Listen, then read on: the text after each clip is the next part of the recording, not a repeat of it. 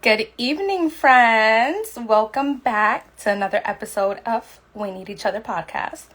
So, we are officially live and we are so excited for tonight. Tonight's topic is going to be fun, it's going to be funny, it's going to be interesting, it's going to be spicy. So, you don't want to miss this one.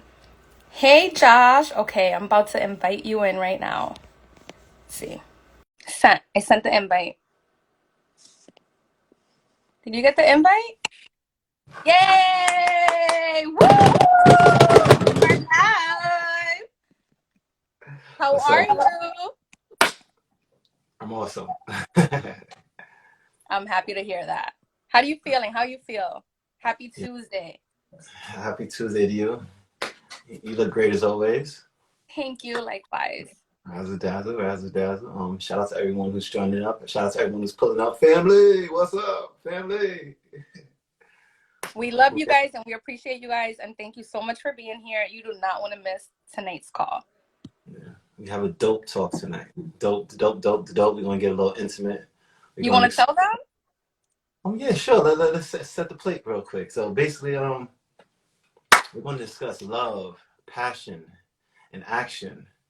And so for me, I know we probably have different perspectives. I remember, so this talk came to me was that first episode that I saw of From Scratch, right? Someone told me about the Netflix episode From Scratch, and I saw how this Italian man was finding love with this young lady from LA, and I saw how passionate he was, and I saw how even when he was angry, I remember there was a part where she had brought someone to his rest, and this is no spoilers for anyone who sees. I'm just talking about the first episode, so no So is it spoilers. right? I was about to say, don't spoil it because I'm not It's done, but just, that's just the first just the episode. first So yeah, episode. that's fine.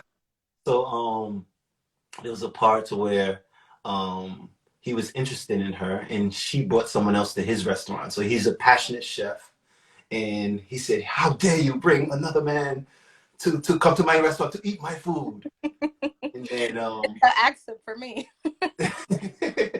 and then so I in that without spoiling, it's just about passionate love, and there's a reminder for me about that passion. And sometimes we live on this here today, gone tomorrow love, and it's very mediocre. So when I saw that, I was like, whoa, what his real passion looks like. And I know that him being a passionate chef, him just being a passionate person, and then the Italian, they just have a passionate kind of way of doing it. And I was like, yo, that's dope. And I just wanted to explore that, like what does real passion look like? What does real love look like from many different ways, from self-love and also from a sharing aspect. So we wanted to have this conversation. That's how we came across with Dave. That's dope. I like to mention that, and you know how he's Italian, and she's a brown skinned sister. So that goes to show that passion does not judge. You like what you like. You're passionate about what you're passionate about, and you're gonna get it by any means necessary. So, yes, I'm super excited for this topic: love, passion, and action. But Mm-hmm. before we get started, let's hit the our icebreaker. You Let's want to get start? to it. Let's get to it real quick. All right, so real quick, before we get into our actual conversation, we just got a couple dope questions real quick, and it's basically this or the first thing that comes to mind. We're gonna open up real quick. I got some for you, got some for me. You can also flip it back to me really quick, and then we're gonna get deep in our conversations. Um, and also, a little later on, we're going to invite some people to come up and just share their perspective as well. We're going to throw out a question out there and have people go. But real quick, first thing that comes to mind, don't think about it. Okay? Oh wait, Ready? FYI, we are gonna get spicy, guys. Fun and Talk, spicy. So judgment free. So talk about it. So real quick, let's breathe in and out. Ready? Breathe in. Breathe out. All right, cool. amen. Amen. So without further ado, real quick, first thing that comes to mind, expensive or thoughtful? Thoughtful. Would you rather have a great sex life but not get along well, or get along great but really have sex? Deep. Oh, Lord. Okay, great sex life. We'll work on getting along. Oh, I like. Would you rather somebody who is incredibly romantic or incredibly funny? Damn. Romantic. I'm funny. Okay. Making love first thing in the morning or late at night? Morning. Favorite body part on a man?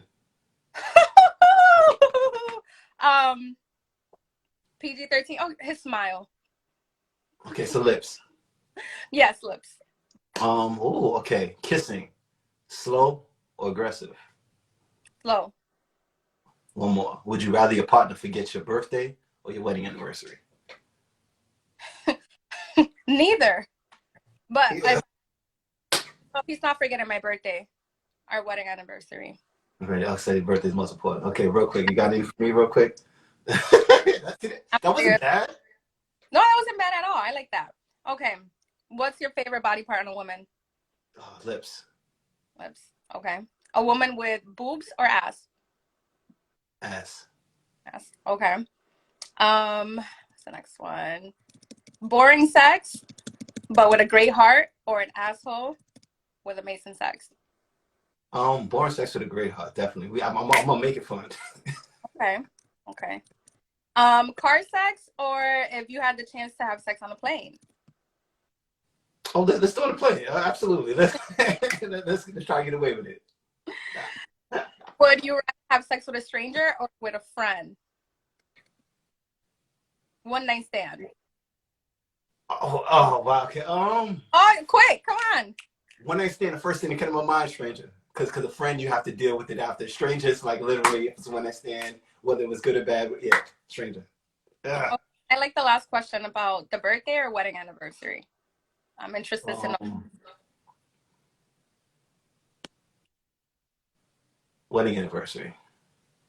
For her to forget anniversary. Yeah, wedding anniversary. Yo, and that's funny. My aunt said, I'm gonna change my last answer. I'd rather have one night sex, one night stand with a friend. Really? And risk the friendship? Yo, your first answer is usually the right one. No, give me the stranger. Sorry. I just sound dirty, but give me the stranger. Yeah, see, that wasn't bad. No, that wasn't bad, right? Yeah, not at all. So real quick, so now even with the from the scratch, like how passionate their love was or how he was to her, I realized like where like the passion comes from. And usually people who are, she said, homie, lover, friend, yo. I love it. Yeah, I get distracted. Men don't care about special occasions. See, I gotta stay focused real quick. But No, shout out to everybody in the chat.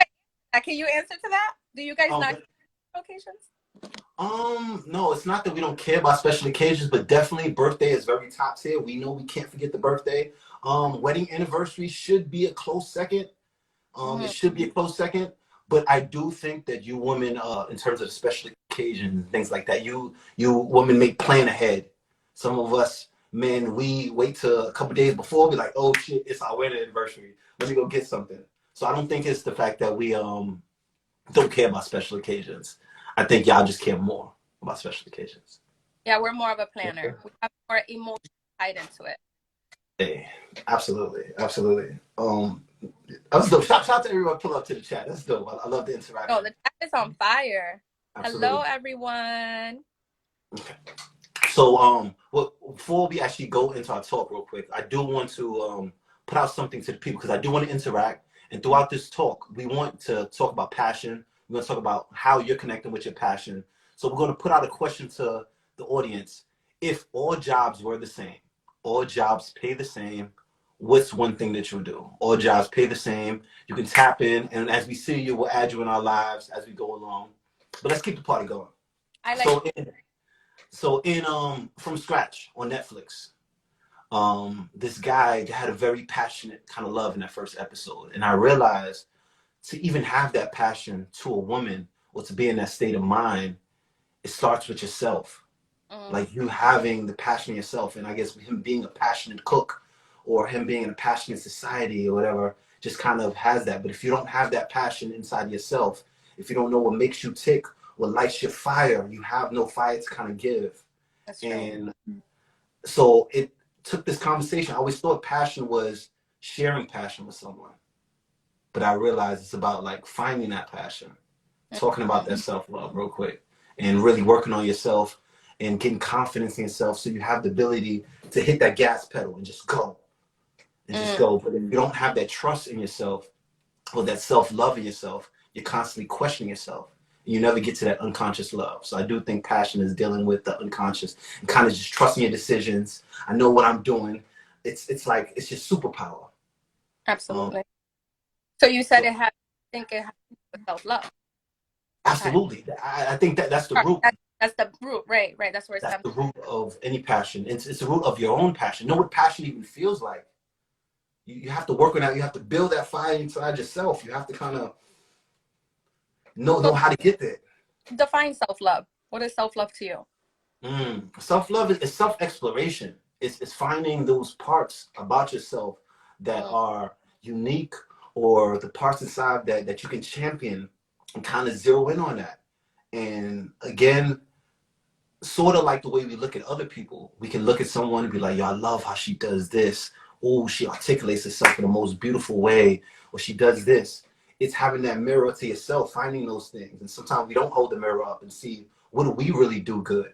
What do we really love about ourselves? And not mm-hmm. only love about ourselves, but how can we now work on it? And how can we be so dope in it that it becomes unconscious?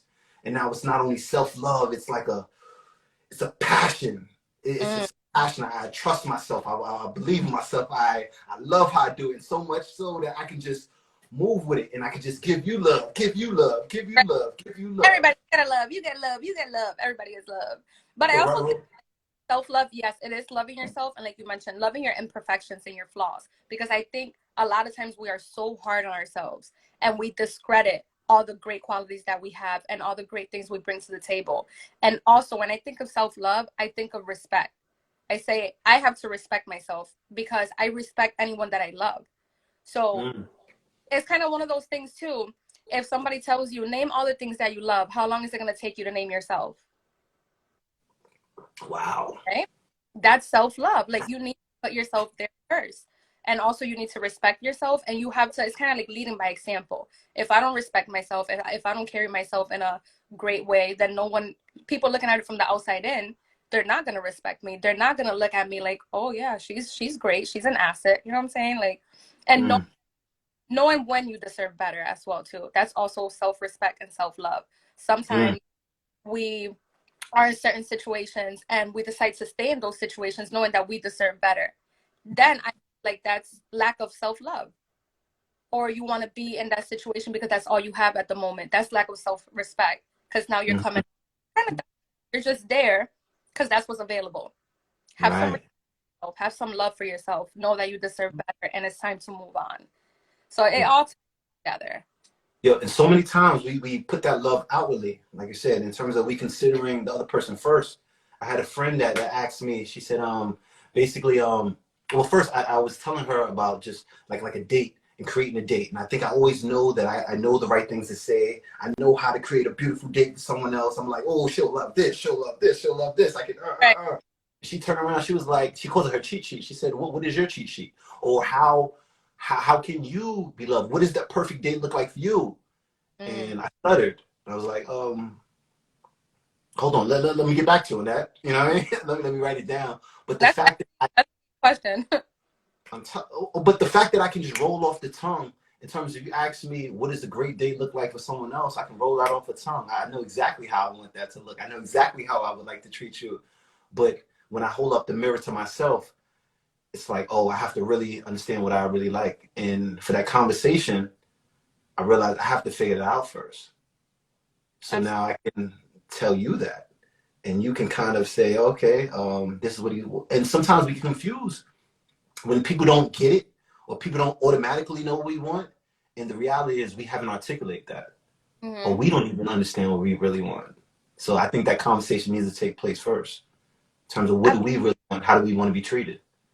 And and we need to normalize expressing that, because I feel that oftentimes we kind of feel like guilty or maybe ashamed of letting people know how you want to be treated. Some people are outspoken, like me. I will let you know exactly what I like and what I don't like. But I have met people, and I have met men who are not confrontational and just go with the flow. They don't speak up. Even if I do or say something that they don't like, they won't say, hey, I didn't like how you did that, or I didn't like how you said that. Say it. We have to normalize. It's okay. It doesn't have to be a fight. It doesn't have to be an argument. We could agree to disagree even, but it's so important to express your likes and dislikes. Because if not, you're never going to be true to yourself, and I'm not ever going to really get to know you. Boundaries. Absolutely. That boundaries, how important that is to kind of say I do. And I thought I was being selfish. I thought that there was something wrong, like when I kind of was even shutting people down Or or saying no, go back because you've been saying yes all your life. The benefits and people, it's beneficial for other people. But what is that doing for you? yeah. Yo, one thing I discovered was when I'm in a relationship, I find it very easy to curb women. I find it very so I'm in a relationship but I say out of respect of my woman, I can easily curb women. I have my rejection line ready. Like Mm-hmm. yo, I gotta or whatever it is. It's so easy to curb because it's like you're ready. But when I'm not in a relationship, I don't curb as many people out of maybe not having that same respect for myself as I have for her. So I'm literally putting her on the pedestal and saying, yo, she's worthy Mm-hmm. um, of me curbing people for her. But now when I think about that same self-love, I don't curve people. I don't tell people when I don't want. I'll kind of just maybe sarcastically laugh it off. I'm like, that's cute. But you need to be direct sometime and just say, nah, I'm sorry. I'm not feeling it that way. Or just create your boundaries. I Mm. thought that was really amazing how we can create boundaries for other people as a form of respect. But when it comes to ourselves, sometimes those boundaries don't exist. Yeah, it goes back. Wow, wow. So you find it easy to curb women when you're in a relationship. Very So easy. if you're single. Do you feel bad? Like even if you're with them, you feel like, you know what, let me not tell them I'm not into them, or let me give it a chance because you are available. Um, I think first it's I don't even have the line. Like I don't even have the way have the line super duper prepared because I know how I want to respect my woman. I have Mm. the line super duper prepared. Like, you crazy? You don't know who my girl is, or whoever it is. Like, I got a girl.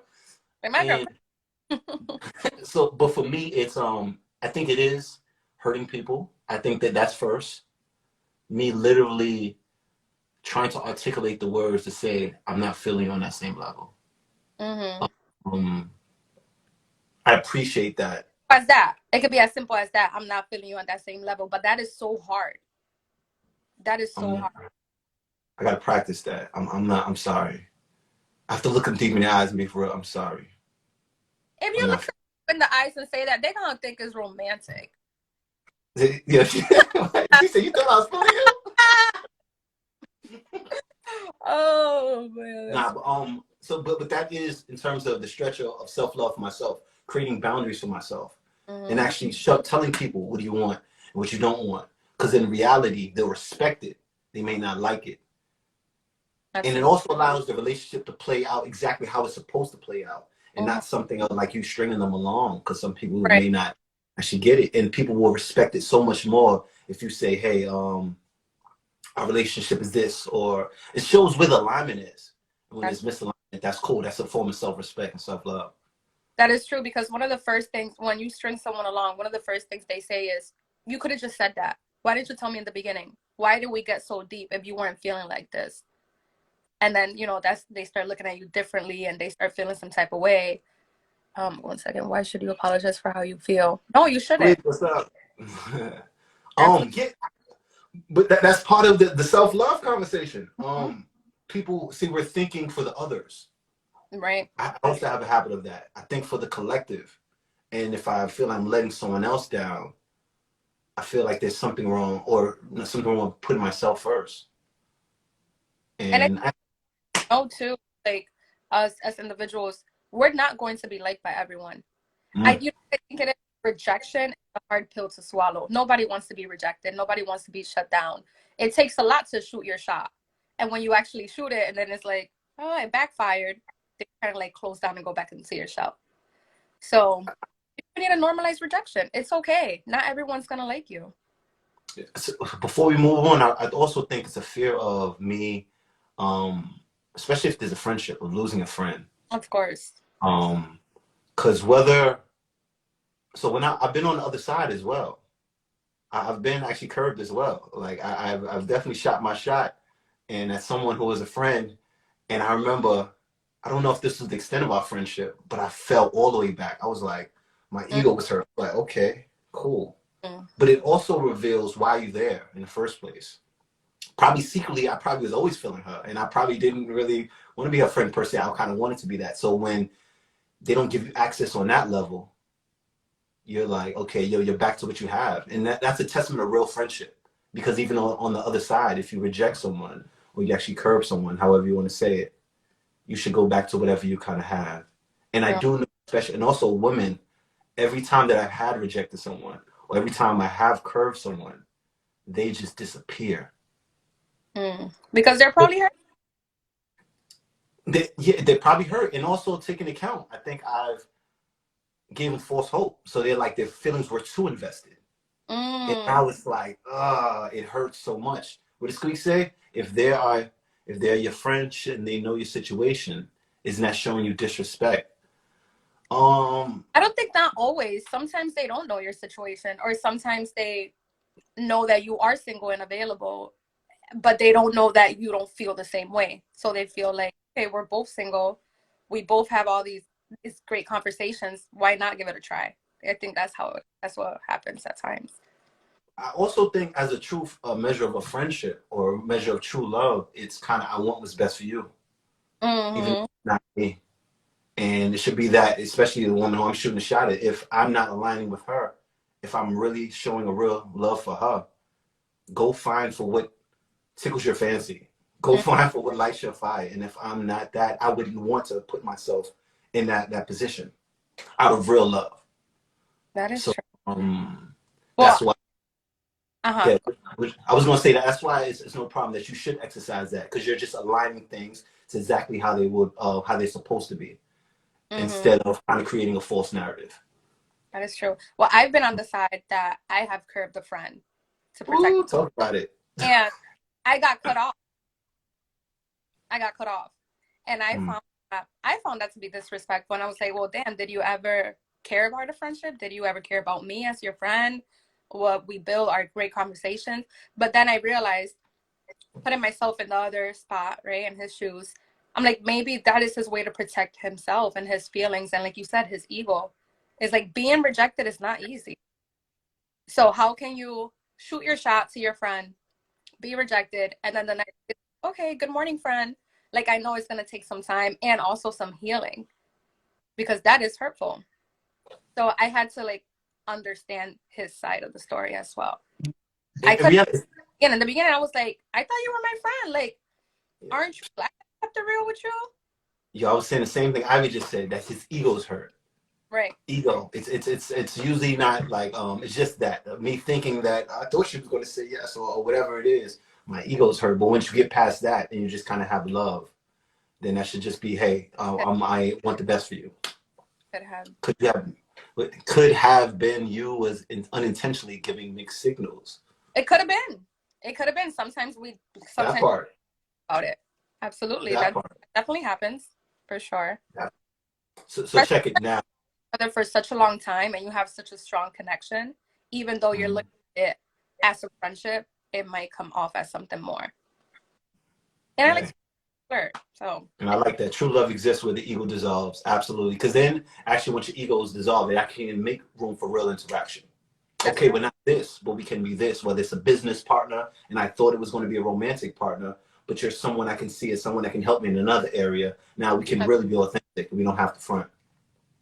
I So love check that. it now. To kind of build on that.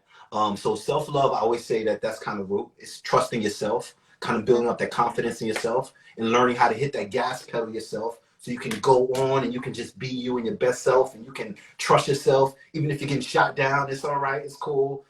I know God is working out what's best for me. So that's Right. passion.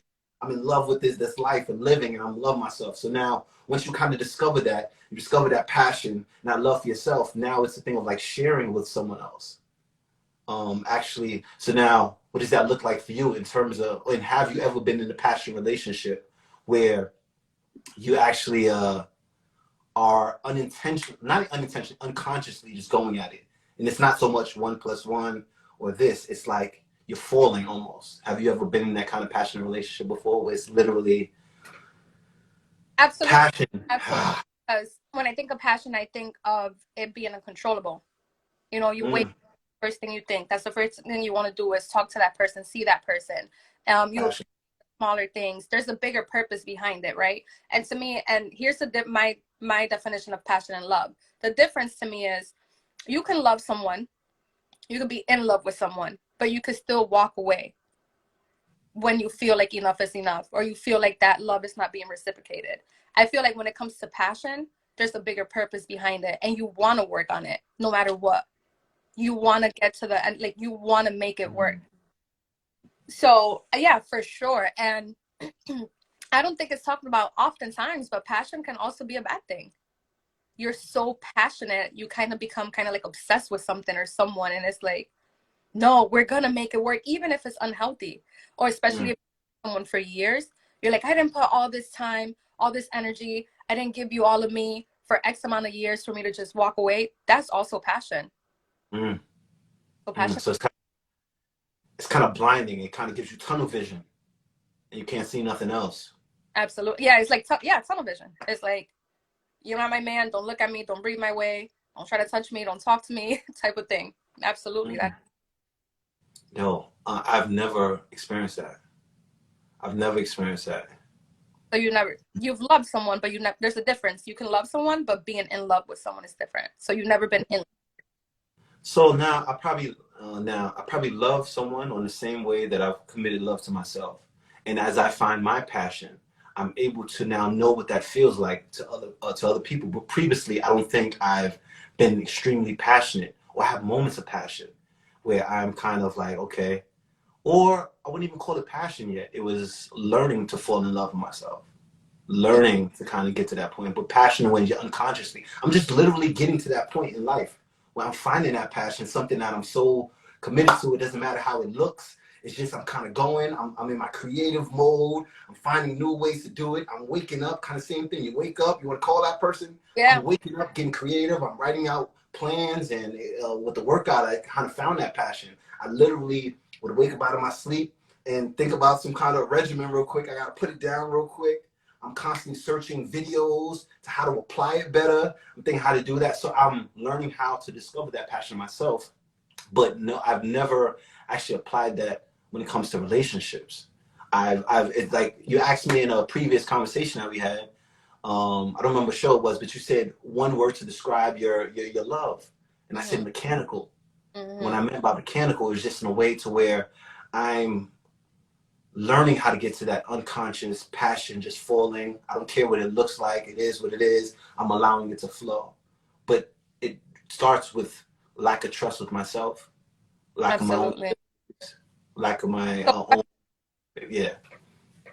in your past relationships, have you ever felt that fear of losing them?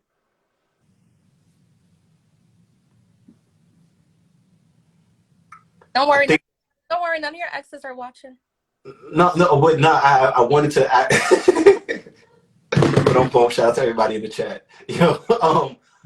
Have I word? I don't see I having committed to passion that deep to where Mm-hmm. I even kind of thought about it on that level. I'm just kind of in it, existing. I've Type of always thing. had to think if I do lose it, it's like, hey, God's will is God's will. But I can imagine if you're passionate about something. I've I've been fearful of losing something. Mm-hmm. Um, being that I fractured my foot a few months ago and I lost what I was passionate about. I cried. Mm-hmm. I cried literally for not being able to do it anymore. When I was first healing, or even more recently, I have limitations with my workout. So I get up and I try to, in my mind, I try to be who I was. I try to get into that passion. I try to go to my workouts. I try to exercise crazy and I can't. So I can imagine that's like literally being passionate about someone. And yeah, I get distracted by the comments real quick. Screen, what's that? If that's your thoughts going in, that can manifest. Absolutely. I think she's saying just putting energy toward it in terms of whatever you said, and so in terms of passion. But so I have been passionate about something and fearful of losing that. But not of. Um, no, not of someone. But that also says lack of passion when it comes to dealing with people. I'm Mm. trying to get in that bag, and I'm trying to understand to trust myself to kind of just say, I know I'm making the right decision. I know I like you. I want you. Come on, let's build. Like, and I'm not worried about the effects. It's kind of so yeah. I'm getting in that bag. I you have to be patient with yourself and patient with the individual you're involved with. It definitely takes time, for sure.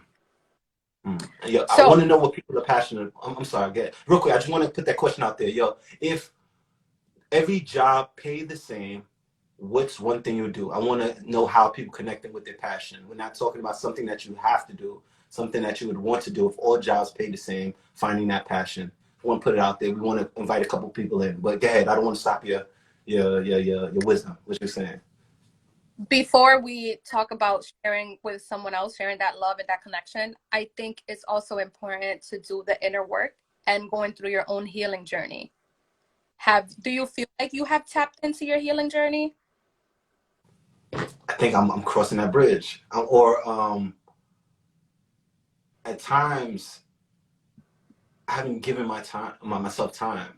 Like I'm kind of just into something else. And I'm learning how to take that time, Mm, finding out what self love or self passion is. Once again, I'm usually always directing it outwardly. I'm ready to go back to the dating scene. I'm ready to know what a date looks like. I'm ready to, kind of do that. But I'm learning, whoa, you need that passion inside myself. And that's also part of the healing journey. absolutely. Finding out what I'm passionate about, what lights my fire, what do I truly love? How do I want to be treated?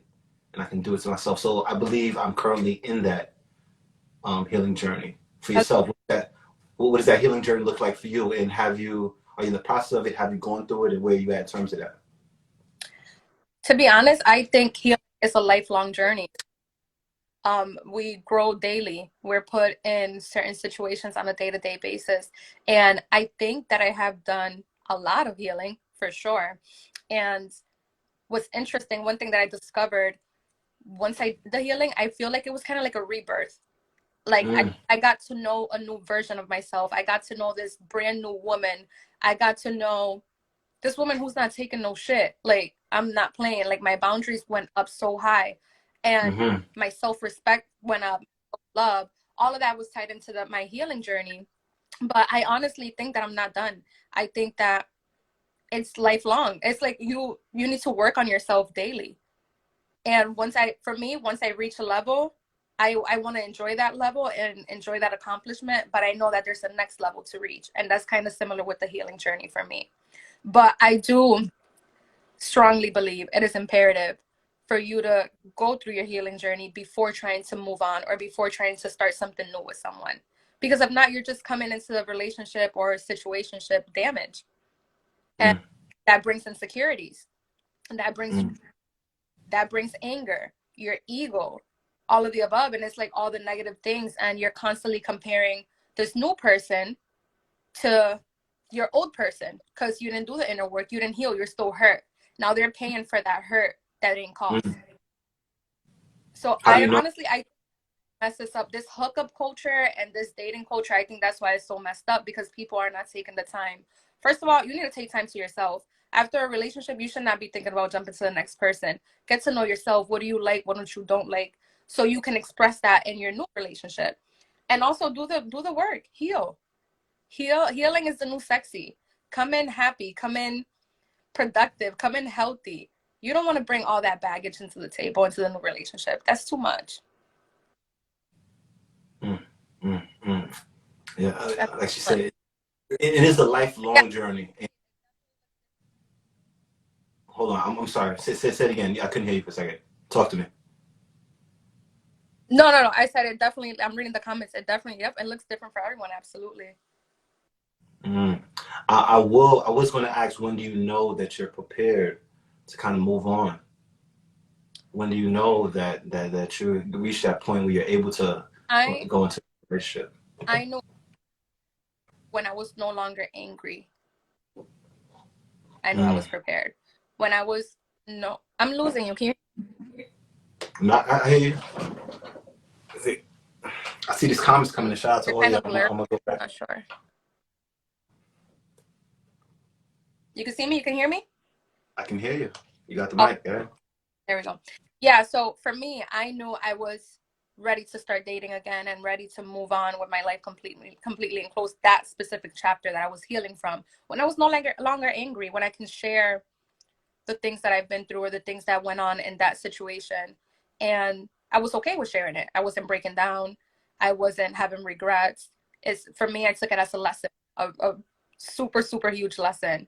And when you can wish the person who damaged you the best, it's like Mm, you again. We don't ever have to cross paths again, but I truly wish you the best.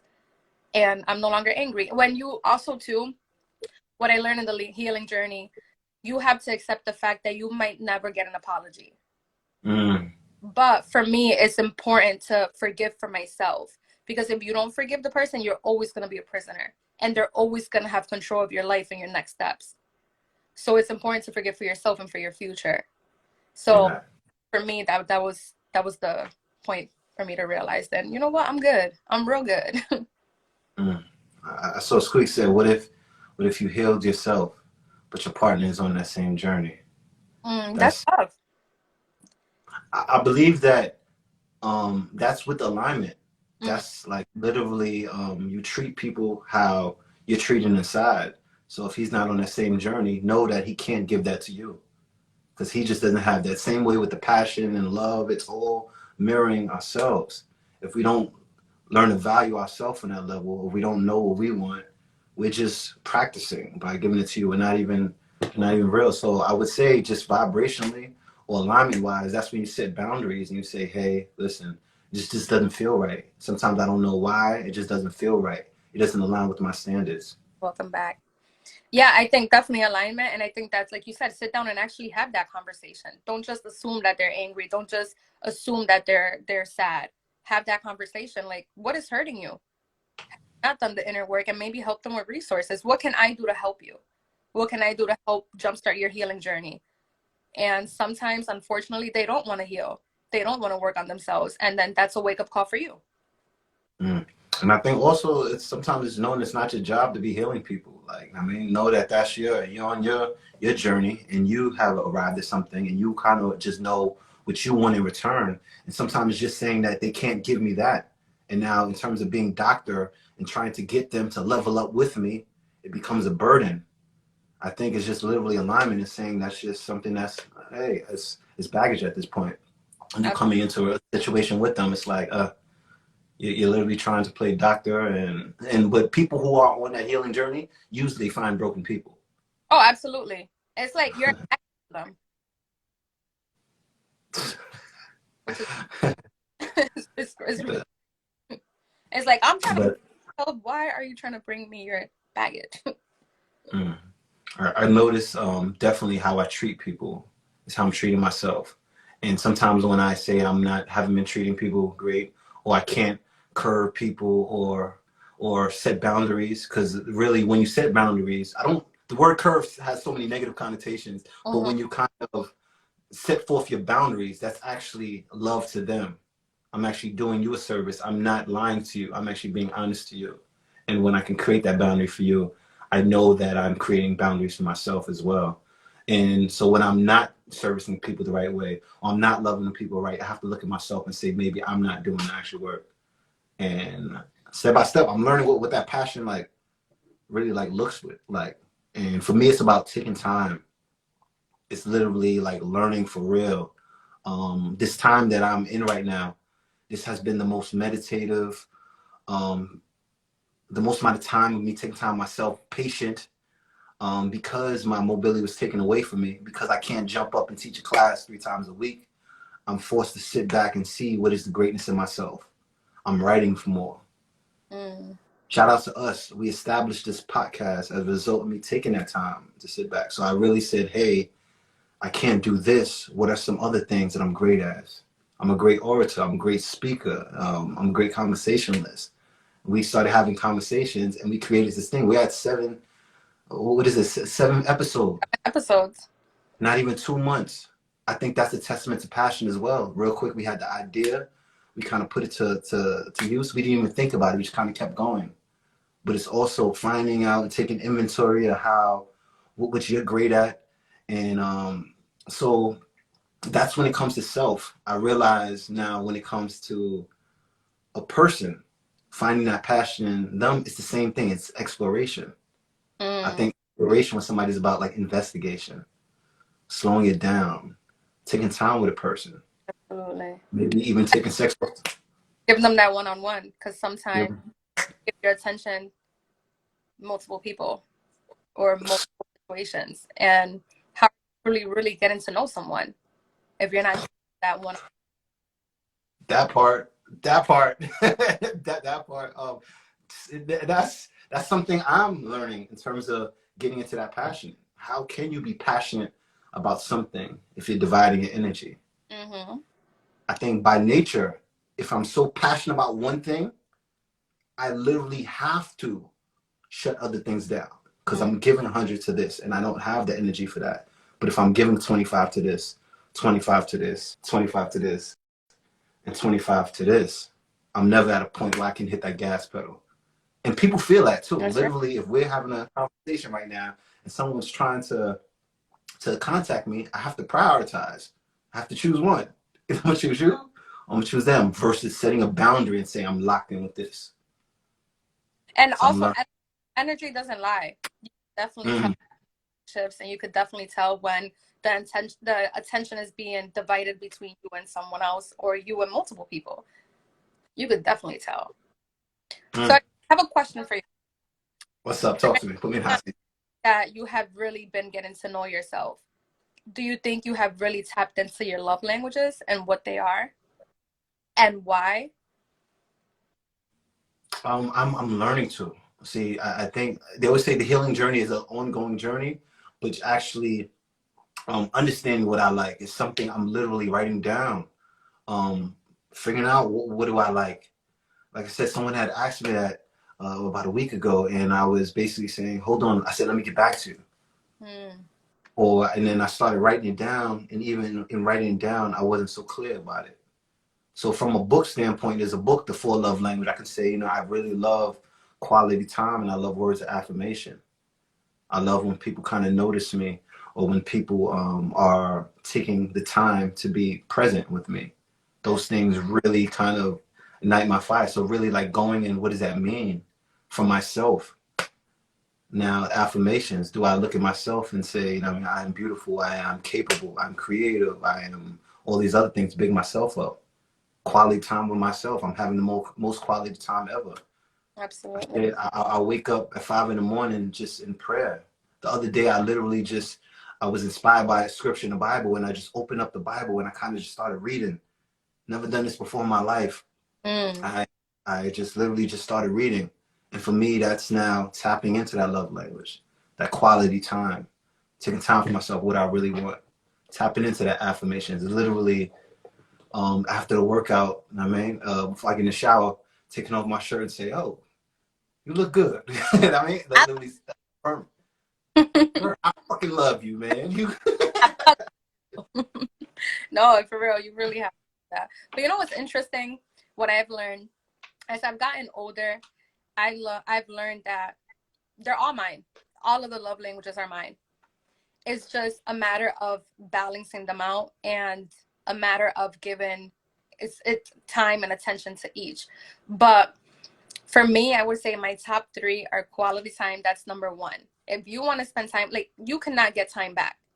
So if you want to spend time with me, to me is so special and so important because you could be anywhere, you could be with anyone else, but the fact that you want to spend that time with me, actually get to know me and be in my presence, right? Because for me is super important to feel calm and safe in someone's presence, and you can't have that without getting quality time. So that for me is like top tier. Um, Another one I would say too is physical touch, because physical touch makes me feel desired. It makes me feel loved. It makes me feel wanted and protected. And it just makes me feel like you're into me as much as I'm into you. And I'm super huge on reassurance. So I guess that one ties into the words of affirmations. Reassure me. Tell me what you like. Tell me what you don't like. Tell me what I could do better. Tell me what you enjoy of us being together or our time together. Tell me what you've learned about me. Like reassure me that you're in it the same way that I'm in it. And sometimes Mm. you have to break it out to percentages. Like, listen, I'm in it 85%. What's your percent? Because if we're not aligned, something's off. Sometimes Yo, you have to break have it. you, question, have you actually used that before, that terminology? Have you actually said, Absolutely, because what you're not gonna do is give me 25% when I'm putting in 75. No. okay? So, yeah, write that down. Like, give me, what's your percent? Are you in it with me or are you not? Because what we don't have is time to waste. Yeah, absolutely. Yo, You have to break it down. Listen, you have oh man. to have those uncomfortable conversations. That's the only way that you're truly gonna know the truth. That's hilarious. That is hilarious. But yeah, you're absolutely right. That's goes back to that self-love kind of thing. Absolutely. So now, in terms of just taking time with myself and literally learning your love language, learning how you want to be treated, slowing down. There was something I kind of wrote down that I kind of wanted to kind of share. I said, exploration is about investigation. I say, take the time to notice, appreciate the sights, smells, textures, taste, sounds, slow down, make time, stand and stop. I said, wake up, don't miss the sunrise. On the drive home, notice the sunset. And also put, so as I was in my in my Bible and I was reading, I was seeing the difference between the word see and to behold. And they were saying that the word behold, it's first is used almost 1,300 times in the King James Version of the Bible, and it's derived from the Greek word "edo."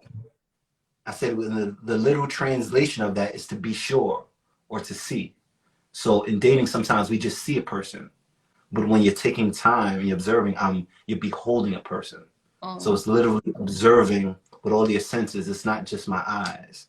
right. It's literally taking time. So that even in terms of like making love, like literally when you close your eyes and you're making love, when you close your eyes when you're kissing, I'm using my other senses to explore. But at the same time, I'm slowing down. I'm learning. And I'm not just seeing. I'm actually beholding. And Older and I being think that you're really present in the moment. I'm really present in the moment. And in that moment, there's a real exchange. There's a room for passion to kind of grow. And Absolutely. there's room to kind of really understand. And it's important to know that when you are intimate with someone, you are literally exchanging energies. Like your body connects, and that's why it's so important to choose wisely who you're going to be intimate with, who are you going to have sex with, because whatever they got going on, that's going to be transferred to you, and vice versa. And I don't think a lot of people realize that. I think a lot of people see sex like, of course, everybody loves sex. Sex is fun. Sex is amazing. However, it's more than just sex. We are literally becoming one person in that moment, and Mm. we in some powerful energy. No. Yeah, I remember you asking me, but I believe the question was, have you ever made love before? Something like that. We were just talking about actually making love. And my answer was something to the effect of, I've had all the aesthetics of making love. The slow music, the slow pace. Now, I mean, we're talking to each other in the most beautiful, romantic way, but actually to be present in that moment and actually to let go and be on that exploration journey. That's the passion I'm talking about tapping into. So the same way I've probably never really been passionate about someone in terms of unconsciously like letting go, that Mm, mirrors when it comes to sex. Literally just in the act. I'm seeing the person, but not really beholding the person. The candles are burning, the lights are dim, the slow music is there. I'm doing all the right. motions, but it's not a real, like the way you say, no, I mean, I don't know if I ever experienced that. And on this journey, I can imagine it's because I'm learning to take time with myself. Mm-hmm. I'm learning how that goes, my heart and my mind come together like this. Learn to be patient with myself. So I'm learning to let go with myself, learning to appreciate myself, learning to trust myself. Mm, And then it's in that same kind of way when you are on that point where you're falling or your emotions are getting involved, it's okay to trust it and to say we're making a decision. And it's the way it's not just aesthetics. It's not just candles burning and right. the therapy. It's actually a real Exactly. kind of connection. So I have a question for the audience. Do you guys What's have up? talking about this, Josh? Do you guys think that in order to make love with someone, you have to be in love with that person? I want to hear what they say. I want to read what they're saying. I would love to know what they said, but just off the cuff, what I believe. do you have to be in love with someone to make love with someone? I believe that the definition of making love is when I'm letting go. And so letting go is I'm super duper confident in the fact that I'm not holding back anything. Um, or I'm being truthful. Sometimes us as men, we don't want to let go because we don't want to initiate something in you. We literally know that by letting go or making love, we're going to awaken something in you. And there's a quote by Bob Marley says something to the effect of, a man is wrong or he's dangerous man is the one who awakens the love and not kind of keeping it up to Mm-hmm. go down. So if I'm just doing the motions and all that other stuff, I don't really want to awaken the love. I'm not able to really let go. So um But you being in love. mind, you have to keep in mind, I feel like, and I'm speaking from the woman perspective now, I feel like for us, sex and making love, we attach our feelings into it. Like we have Mhm. to have some type of connection and some type of feeling, at least like you enough to the point that we're giving our body to you. And some type of emotions to it. Like, oh wow, we're this intimate, so we are reaching a whole nother level. And not only are we intimate, but we also are sharing this mutual feelings. And I think that, and correct me if I'm wrong, but I think that a lot sometimes men don't think like that. It's just, for example, we can have amazing sex and I'm like, oh my God, we made love. I'm so in love right now. Like my heart's about to explode. I'm feeling the butterflies, all of the above. And then the next day the man can be like, oh, that was just sex. It was purely an act. That was just sex. I don't love her. Or I don't have strong feelings for her. Or why I'm so fascinated? Like that was just sex. You fell in love with the slow music. Fell in love with the candles burning. It, That's it's but, uh, but it's very true. In some regards, and I'm learning how to make it more than that. So it's not just act. So just a question to you: do you think can you be in love and make love, or do you have to be in love to make love? Question right back to you. Exactly. That's exactly what I was going to ask. What does it mean to be in love? And first real time. quick, let me read. I think you can make love without being in love. Sometimes that person is initiating you into something much deeper. Mm, Lori, love, you are. Yeah. mm, Shout out to you. What does it mean to be in love? I think you can make love without being. without being in love. Sometimes that person is initiating you into something much Mm, deeper. So actually, I'm paraphrasing, think like being present, being super duper present. Yes, it's possible to be present and make love and exchange energy and be one, but not be in love. It can be literally, I'm in the moment. And when she used the word initiation, that's like, whew. Like he said, initiate. So, yeah, thank you for that lower level. You can expound on that. But I believe that's what she's saying. You can actually be in the act, be present, and actually have a real exchange absolutely. without actually being in love with the person. Yeah, you Um, so before I used to, I, that's my meant that's deep, but that's I'm dating. That's deep. Before I used to think that yeah, you have to be in love with someone in order to make love, but I realized that you can have a really really strong connection. Like you could be in a strong lake with someone and have sex with them, and you make love. So I'm not in love with you, but I'm in a strong lake. And sometimes it's lust, and lust is powerful. Lust is a feeling. So you think you're making love, but you're really not. It's lust. yeah, I have one for you. Is there a certain responsibility that comes with making love? Because after we make love, now this it opens up something. So in terms of we may not be in love, we're making love. Is there a responsibility that comes with that, and what happens after, or can that just be an isolated incident? We made love, we exchanged, I initiated you into something, and can that be that? But like I mean, everyone has Mm. that, and I guess you have to establish that with the person. But for me, absolutely, there's expectation and a responsibility for sure. If first of all, I require that prior to that as well. I have to feel super comfortable, and you have to meet my requirements and my expectations before I can even give myself to you in bed and making love. But for sure, like, what do you mean? You're not? We're just gonna make love on a casual Tuesday, and then we're just homies? Absolutely not.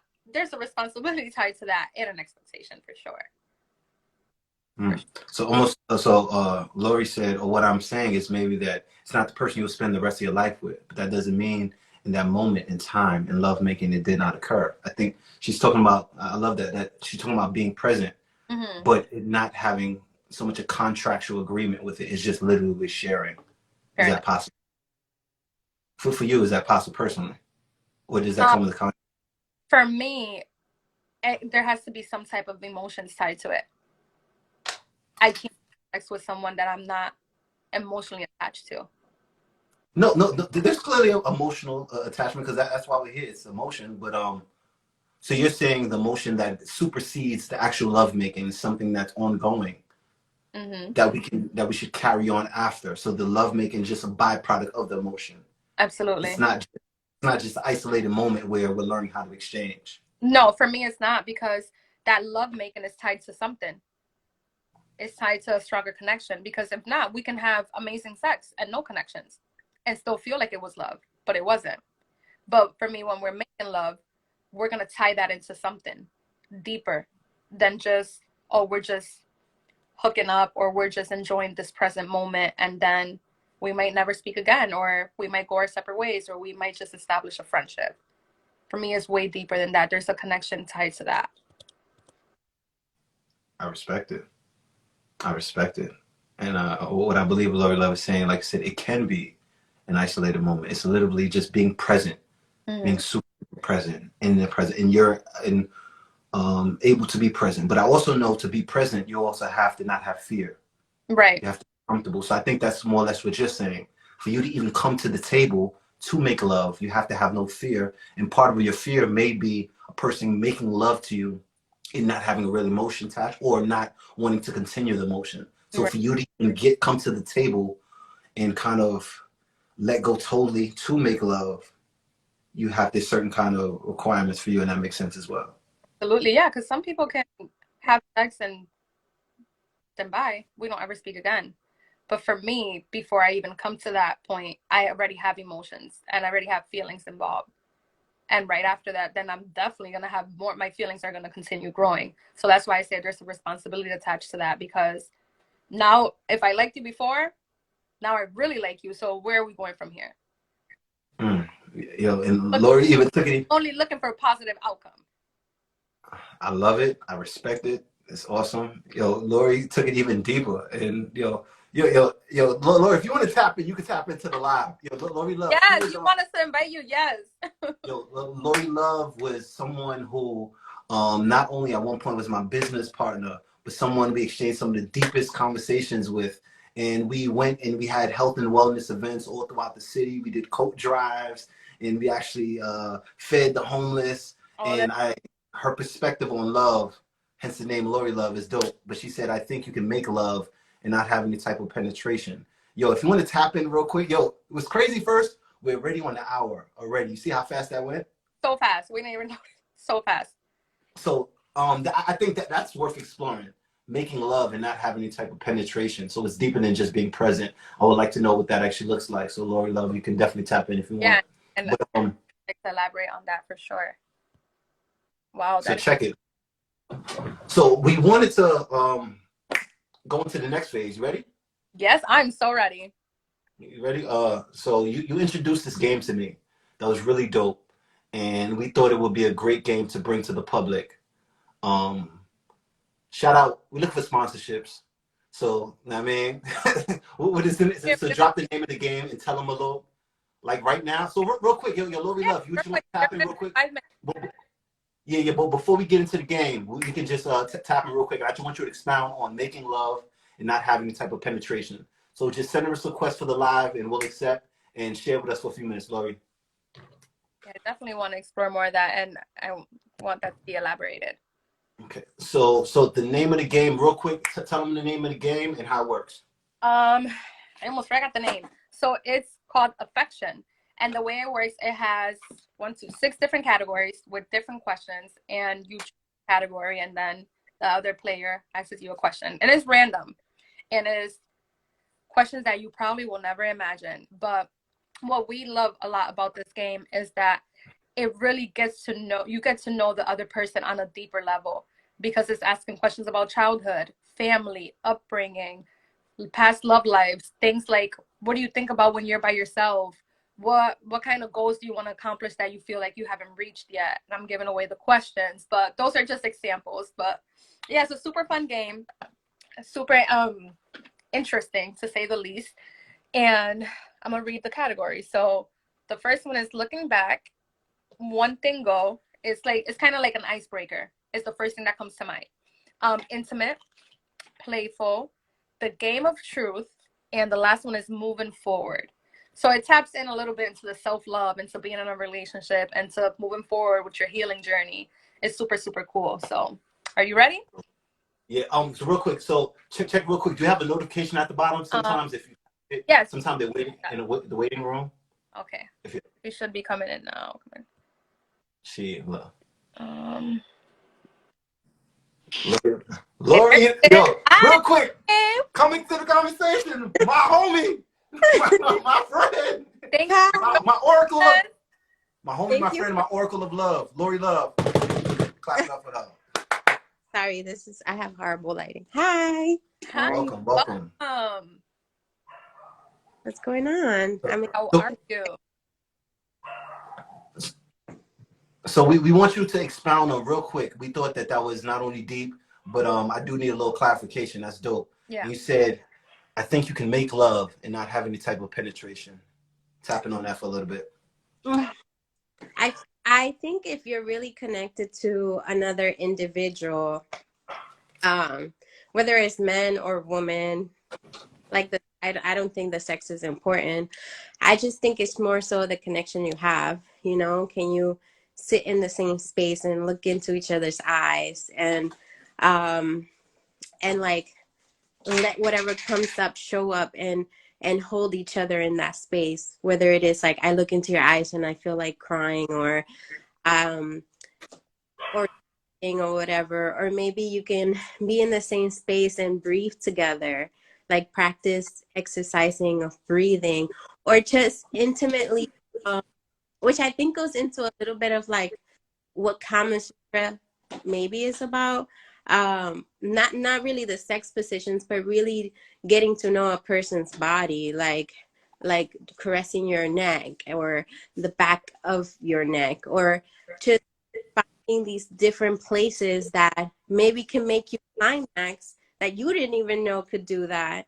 And it does not involve penetration at all, just exploring each other's bodies and in a very open and sensual and exploratory and unique way, just allowing for that space to just be open.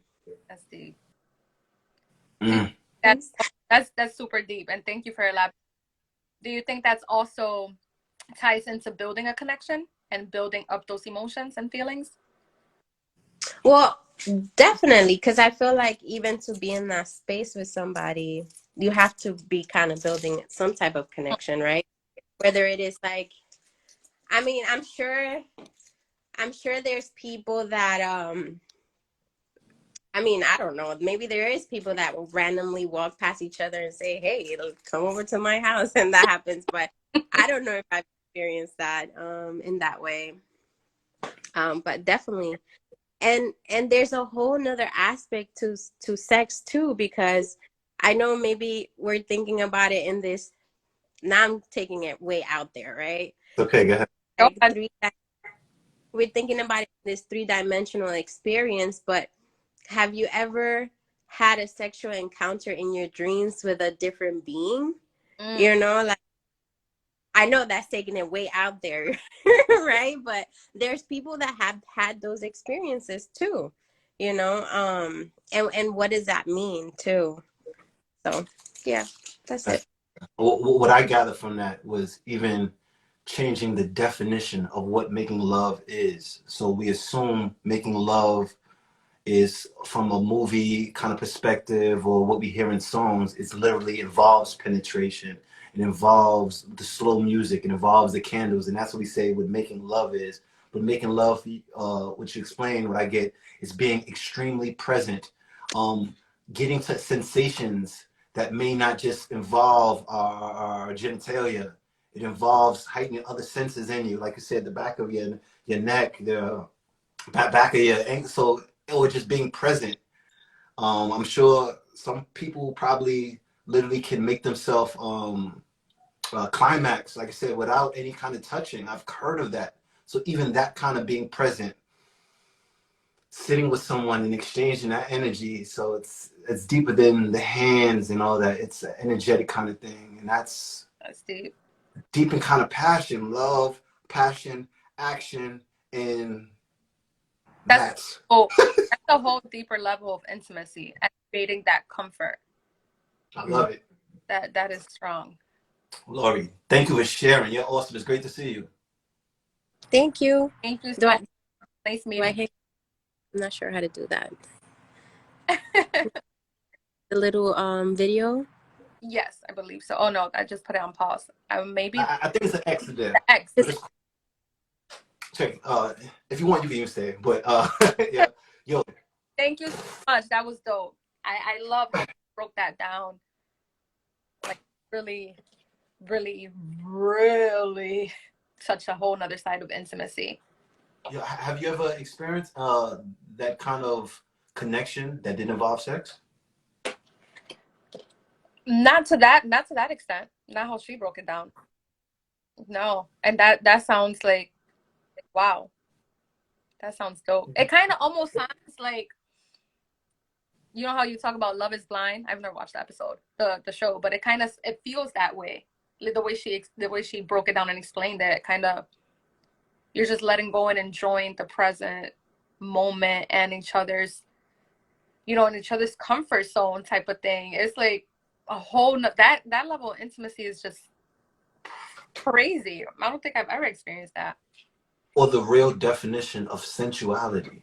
Sensuality, using your senses to where they're heightened so much where it's not even thinking about sex. It's literally almost whatever comes up at the time. Our senses, smell, Right. touch, Or even taste. with your eyes closed, right? Like, and exploring. That right there, that's deep. That's powerful. Passion. I love how she elevated the conversation. That was dope. That's dope. All right, so now this card game, real quick. So we have 5 different categories. What are they once again? Looking back, intimate, playful, the game of truth, moving forward, and one thing go. Which one would it be? So we're going to choose a category, and then you're going to choose the question that I do, and we're going to do vice versa. So I would like to start out with Game of Truth. Okay. I'm not going to shuffle them. I'm just going to pick the one I wanted. Cool. Ooh. What makes you feel most alive? Tapping into that passion. Tapping into something that literally lights my fire. Literally studying something that I'm not only interested in, but that literally just has me going for it without even thinking about it. Something that wakes me up in the morning, and I just on my mind. Something I may dream about. Now I'm waking up and I'm studying it, or I see it in a movie. I'm like, whoa! That goes to that. Tapping into that passion, finding out what really, really, really gets me going. And being specific, I remember I was in that kind of bag when it came to working out. I was literally kind of just researching, and almost having dreams about workouts and that. But for right now, in this moment, this podcast is something that kind of just really lighted my fire. I'm literally, I'm watching a movie, thinking of things to say on the podcast, and I watch another 15 minutes of it. I'm like, this came up to it. So it's literally that unconscious love or passion for something. That's my answer. I love it. So, all right. So now for you, what category are you in? I think I want moving forward. Moving forward. Let me see. All right. Moving forward. This year, what tradition would you like to start? What tradition would I like to start? What tradition would you like to start? That's a really good question. I gotta think about that. I'm not quite sure what tradition I would like to start. Well, no, you know what? I lied. I know what I want to start. I want to learn a new hobby every year. I want to add to my skill set. So I want to make it a tradition that I learn something new, that I don't remain stagnant, that I put my brain to work, that I utilize all the gifts God has given me. So that is a tradition I would like to start this year, and I still have time. And I'm actually going to share what I'm going to tap into before the year's over. So I was also watching from scratch. I'm only on episode 3, so no spoilers, please. But I am intrigued and super motivated to learn Italian. I speak Spanish, and Italian is very similar to Spanish, so I'm going to use that to my advantage. But I think it's going to put my brain to work. I think it's going to test my patience. It's going to test how motivated I am and how focused I can be. And it's going to add to my skill set. So, yes, that's a tradition I would love to start. Just keep adding to my skill set. I love it. A great tradition. Next, I'm going to go for intimate. Let's go. Oh, okay. What are 3 words that describe your favorite kind of sex? Spicy. Love, passion, and action. No. No, three things. Patient, exploration, and sensual. Okay, I like that. Okay. Go ahead. I'm gonna go with the one thing go. One thing go. I got you. I got it. One thing go. What mistake do you keep making again and again and again and again? A mistake that I'm making? One mistake that you keep making again and again and again. Time to be transparent. Honestly, I was just telling my sister about this. I feel like a mistake I continue making is I get in my own way at times.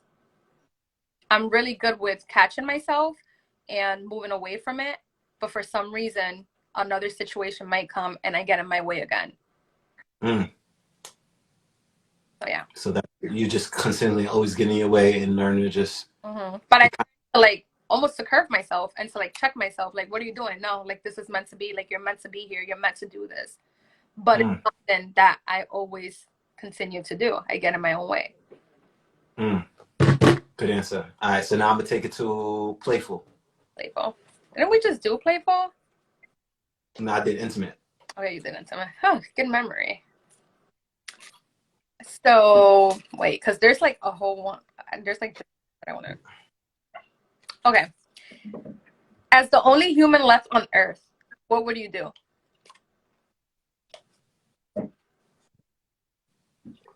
That's super weird. As the only human left on Earth. You're God. Like, what's going on? As the only human left on Earth, what would I do? I would look for other humans just to make sure. I don't know, but I'm not gonna believe that I am the only human on here. I'm gonna be like, yo, somebody, anybody, what's going on? That's the first thing, and then just literally find my resources. Hopefully there's still infrastructure and things like that. So I'm going to literally find the best home. I'm going to find the best food. I'm going to literally try to make myself a heaven. It's only me out here. So I'm going to literally just get all the resources I need, find the best infrastructure, and just really kind of do it. But my first order of business is anybody out there? Yeah, all I need is one more human. All I need is a woman so we can create more humans. That's all I need. I'm sweating. Yo, right. Specifically, I'm looking for a woman. Let's repopulate this earth. Right. Real quick, then let's do one more. Let's go with intimate. I haven't done it. Intimate. Okay. Make sure I got it. How do I not have them on my intimate? Hold on. Let me get it right now. All right.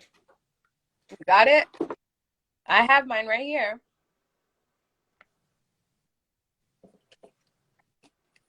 You need a card? You get a card. I think so. Give me one intimate. Yes. Randomly select. Don't cheat, please. Let me shuffle. Let me close my eyes. I'm not cheating. I'm not a cheater. I'm a Libra. We don't cheat. That's what they say. It's facts. So there's a question for me. If you could have sex anywhere, where would you do it? Ooh, talk about it. I love to travel, so I would love to have sex on a plane. Let me be specific, on a flight, because you can rent a private jet or a private plane and have sex. But I would love to be in first class with my partner, and we're just going to risk it all and have sex on the plane. Yo, not even in the bathroom, not even. So there's other people on the plane. Let's get clear. Yeah, it's a flight. We're all adults. We know what's going on. Living dangerously. Hey, you're living too Hey, dangerous for me. Nah, I need a private plane. I'm sorry. I'm sorry. I need a private plane, but I get it on the sneak tip real quick. yeah. Hike your butt up to the side, whatever. First class. It is what it is. Long flight to Europe. It is what it is. One Hey, more though. all right, go ahead. Let's go with moving forward. Moving forward. Which one? Oh, I like this one. What small changes could you make that would improve your day? Waking up early.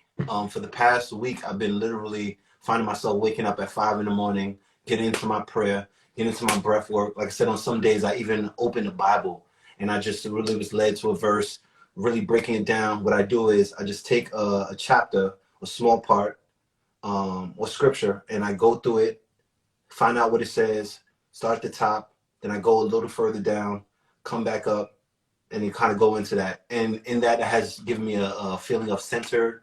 It has me a deeper understanding, a deeper appreciation of who I am, and connection to my divine power. There's certain things that they say that's so just key that I've never heard before. So I read self-help motivational books all the time, but I believe the Bible is one of the greatest self-help books that I've ever read before. And I just recently got this realization a couple days ago. I love history and I love self-help. The Bible is history and self-help. The person who wrote it, they knew, they had an understanding of how we are interacting. And I love finding scriptures that are not popular, like finding things for my own. So getting up early in the morning, getting into that prayer, getting into that meditation, finding inspiration for me for the past couple of days has been through the Bible. I love it. But starting your day early, Absolutely. watch that sunrise. It sets the tone for the rest of my day, and I'm awesome after that. It's hard to bring me down after that, all that in the morning. For sure. Yeah, starting having a strong and powerful morning routine for sure sets the tone for the day, and it sets the tone for the week as well. Say that. And Say it that. has great purpose. And like you said, like you can have a great morning and going to work and something goes left, but you always go back to that. I started off my morning great, and I'm gonna keep that energy that I had before walking in here. And I think it's also important to have time with yourself and God before you even look at your phone, before you even interact with it, and you have silence with yourself and make time for God. I always tell him, you're in charge of my day. I'm not. You lead, I follow. So, yeah. Amen. All right, so real quick, I started it out, so you got to finish it out. One more, and then we got it. Looking back. Looking back, I think I got it. Hold on.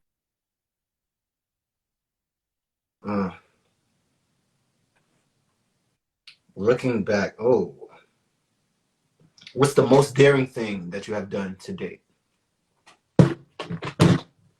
Most daring thing. Skydiving. Ooh. You didn't know I went skydiving? No. I'll send you pictures. I went skydiving. Dopington. Mm-hmm. Okay, I was about to ask, have you ever flown first class? No, I haven't actually. Yeah, that was a playoff for the last one. I was about to say daring, but put on bump chains. It didn't hit. It didn't hit. Wow, wow. It didn't hit. Look. But skydiving, yes. I have not. But yes, skydiving. Yep, I think that was the most wildest thing I've done thus far, and it was so liberating. It was amazing. Okay. I would definitely do it again. So yeah. Dope. Yo, shout out to everyone who pulled up. Shout out to Read. Okay. We had people answering your question if you could have any job. Oh yeah. If you had anybody real quick, we just want to tap into passion real quick. And first I'm seeing a couple. Intimacy is so much better than sex. Amen. Amen. Absolutely. You can make coffee without having coffee. I don't know. You can't make coffee without having coffee. What does it mean to be in love? Oh, so yeah. So real quick, Yeah, anyone wants to tap into that. If all jobs were the exact same, what job would you do? Or they all paid the same? That's the question. If all jobs paid exactly the same, what would you do? Because that's a testament to where you're passionate about. It's like we go to jobs every day just because we have to go to them or because of the pay that they make. And it's some place that we really don't want to be at. I saw this question somewhere and I had to really think about it. Real quick, if anyone wants to tap in from the live, if all jobs paid exactly the same, what would you do? I'm reading the Okay, comments above. So, ooh, chef, filmmaker, fashion designer. Ooh, I love it. You guys are real passionate. I love that. Coolio. Mine, I would have to agree, fashion designer. That's your big. That was my dream. So it still is part of my dream, actually.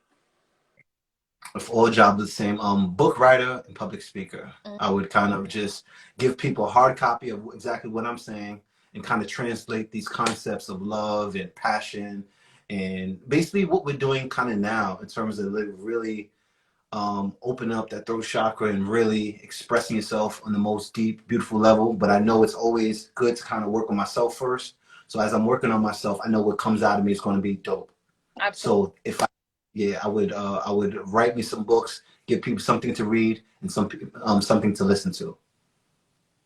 Yes, sis, don't even know you went skydiving? No. She's saying that my grandma, my grandma. Oh, I thought she was going to die. Public. She's like, you're gonna die. What are you doing going skydiving? And Jasmine's like, oh, Grandma, Kayla's gonna call you after she's done. And she's like, well, God willing, if she makes it. I'm like, damn, Grandma. But I made it, guys. I made it, and I highly recommend skydiving. But really quick, before we go, what are you thankful for? I'm thankful for the community that I have. Like even as we do this podcast, the people who are giving their input, Lori for tapping in, my aunt for giving everyone's kind of feedback, and that's a sense of community. It kind of keeps the conversation going. I'm thankful for this platform so we can now change the narrative of people talk about healthy relationships, talking about going inside, talking about being passionate, talking about connecting with someone, talking about intimacy that may not even involve sex. These are topics I love. These are dope. And I'm just thankful for the community to be there to receive it. Now you. Love it. What do you think? I'm thankful for love. In a world that is full of so much hate and sadness, love is what keeps us moving. Whether it's love from your partner, from your sibling, your friend, your colleagues, love is love. And that's what I'm. Love is love. Yeah. And this is all these people showing us love. They definitely showed out tonight. We appreciate. Shout out to so much. Shout out to everyone who sees this on the live or the replay, because I know we have a family that sees it on the live, then we have another family that sees it when they see it on the replay. So if you're seeing us on the replay, love and light to you. Shout out to everyone who dropped a comment. Shout out to everyone who provided feedback. And real quick, I want to give it up for the greatest co-host of all times, Miss Kayla Dela. Thank you for you right now. Thank you so much. Appreciate it. Amen. Until next week. We Need Each Other podcast. Love. Pew, pew, pew.